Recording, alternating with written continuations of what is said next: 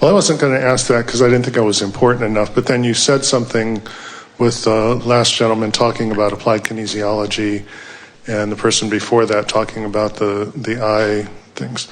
So with all due respect, and I greatly appreciate your teachings and they've helped me enormously, however. Don't laugh, that wasn't funny.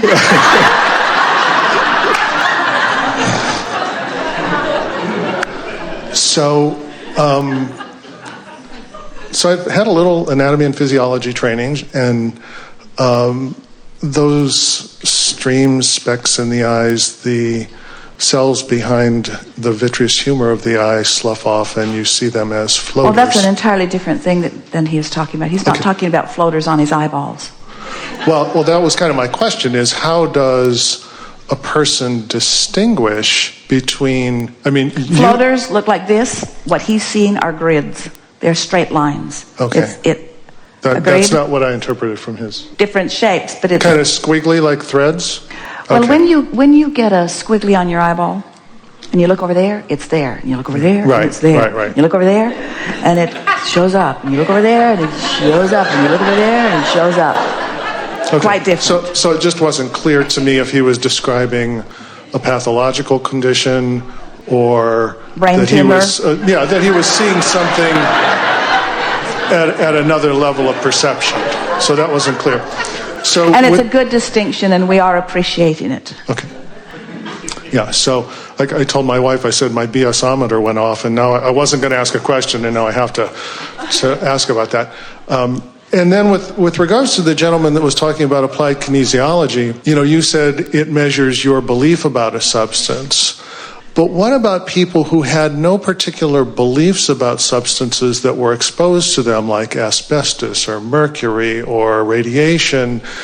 Like, for example, I grew up in a house that I'm not sure about this, but I believe had radon in the basement because both my parents died of a primary bone cancer, which would be very unusual for two people of different families.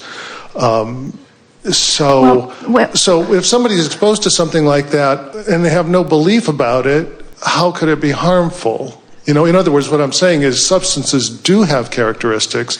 They do have impact on us. When you drink Clorox, it's going to have an effect on your physical body, regardless of what you are believing about it. Correct.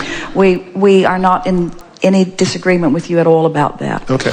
But we also want to present in a way that is semi-reasonable to you. That if life has given you a desire to live and be healthy and hearty, which it does for everyone. So you have that in your vortex, and you have not been trained by society to have a stiff upper lip or to ignore your emotions, but instead you are one who has reached for the best feeling thought, and you've managed to be an emotional being, and you've managed to guide your thoughts. You would not, under those vibrational conditions, and everything we've been talking about here today is about tuning yourself to the frequency of that broader knowing, so that the behavior that you are then offering, even something as simple as, here's the best way of describing this, and it will make sense to you as it unfolds. So let's say that you have brought yourself into vibrational alignment. You've been doing this energy work. You want to feel the power of your positive emotion, and so you've been reaching to do so. And as a result, you're what we describe as tuned in, tapped in, turned on. So you're intuitive, you're flexible, you're feeling good, and now you're driving in traffic. And because you're up to speed with who you are, so the wholeness of who you are is present. Your life is richer, and anything that's meaningful, you have more awareness of. So you're good in traffic. You intuitively know that guy is going to do something, even though he hasn't started the motion of it. And so you're just more flexible and intuitive about guiding yourself. And so when you go to that house that has something toxic within it, you would feel an aversion to it, not an attraction to it. you wouldn't put up with it. In the same way that people put up with all kinds of negative emotion, people put up with all kinds of exposure to all kinds of things that are not beneficial to them. And so we're not for a moment suggesting that there are not toxic things that when they get on you are going to be detrimental. But we are always saying that there is a level of, our friend wanted to call it guidance, we want to call it intuitive alignment that would prevent you from being in those situations if you were really in a place of believing that you can guide your own reality. Most people don't believe it. Things happen to all of you all the time. Esther and Barbara are standing at the counter, and Esther said the word check, and at the same moment her eyes were drawn to the word check on a sign. And that's not meaningful. It just means that anything that is active in her vibration, her inner being, is going to show her another piece of it. And you have those kinds of experiences all day, every day, where that alignment with that broader perspective serves you. So, now relative, do you want to go deeper into the subject of kinesiology? Well, not necessarily. I guess my question just had to do with, you said somebody tests weak for white sugar and not for something else because maybe the tester's belief of it. Well, all of that plays a much bigger role in everything than any of you want to believe. Right. You influence one another hugely. Yeah. In the same way that a doctor's belief in his cure can make the difference between whether someone recovers or not. In other words, all of those things are happening because of that. Mm-hmm. The vibrational grid is the most significant thing. In the same way that we were talking with our friend about attracting the partner that he wants, and how by focusing on deliberately creating this emotional grid and then expecting the universe and law of attraction to fill it in, but more important, expecting himself to be in a place where he intuitively makes the right moves, goes to the right places, follows the impulses that come for a sure rendezvous with all of the aspects of the partner that he's looking for. The same thing happens with food. In other words, as you create this emotional grid, so that, and your intention is to be healthy and hearty and to feel good and have longevity and to look good, and so there are all of these intentions that you've put there that are viable and are already framed up. So as you now are paying more attention to your emotions and are more in alignment with that, in the same way that his partner is going to fill in, so is the impulse of what to eat to fill in. And the thing that we so want to say is that for one person, the appropriate food that fills in could be entirely different than the appropriate food that fills in for another. Because scientists, if they've proven anything about anatomy, is that they are very different configurations of what's going on with different people. In other words, people around this planet do not eat the same diets, and many of them are thriving on these very diverse diets. Mm-hmm. Scientists and doctors have not even begun to figure out what's going on with food. So what happens when genuinely well-intentioned scientists do studies that are designed to help figure out these are things that we know are life-supporting, these are things that maybe are life-supporting, maybe not. We just want to know the truth. And that's really, for me, a strong dynamic. It's, I don't care about the test, I just want to know the truth. And I've had lots of applied kinesiology. Some people do it really well, and I feel like I'm getting the truth. Other people, I feel like they're trying to sell me a product, and that their belief about needing to sell that product influences the test. But I don't care what the truth is. I just want to know, is this substance, say, universally good, universally bad, or could go either way, depending. Radiation, I'm going to say, is pretty universally bad for people.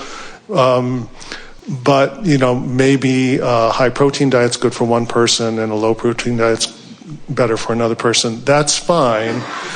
But, can't we figure out some base of, this is what we know for sure, and this is kind of customizable depending on the person. But those are good words, and that is happening, and there is a lot of wonderful work that's being done, and there are a lot of wonderful discoveries that are being made, and individuals, however, and this is the if factor that we were speaking of earlier that sort of sets you out of balance. no matter how wonderful it is that someone has achieved or accomplished or discovered, someone out of the vortex is not going to make their way to it. And even if they do, it's not going to have the same beneficial effect that it would have on them when they consume it as if they were in the vortex. This is the missing piece that scientists so often are leaving out of their studies that we would like them to put in. In other words, not only is it possible to find the food stuffs that are the basis of all because there's a lot of that. In other words, there are many things that everyone understands are good for the physical anatomy.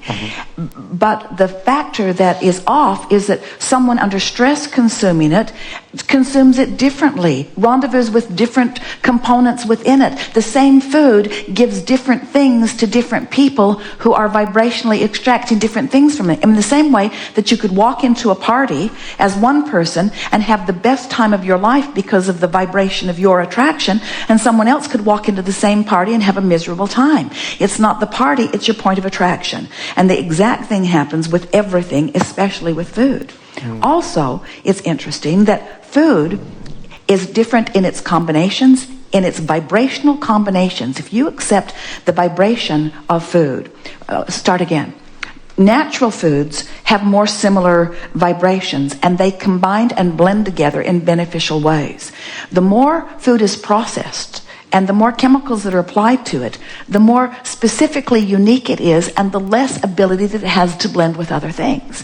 And so that's really the dynamic that's going on that's so screwy in your world today, is that people are trying to blend things together that are vibrationally not compatible. Even though their logic tells them that it should, and their taste even tells them that it does, it's not rendezvous. And then when you put those different foods with all of those potential clashes or points of alignment, and then you bring different people together with different degrees of their alignment, it's no wonder that there are so many different results that come from what seem to be sort of similar studies. Yeah, sounds like we're doomed at this point. You're not doomed. You're not doomed at all. You're still thriving in spite of all of it, because the dominant effect of well-being still carries on.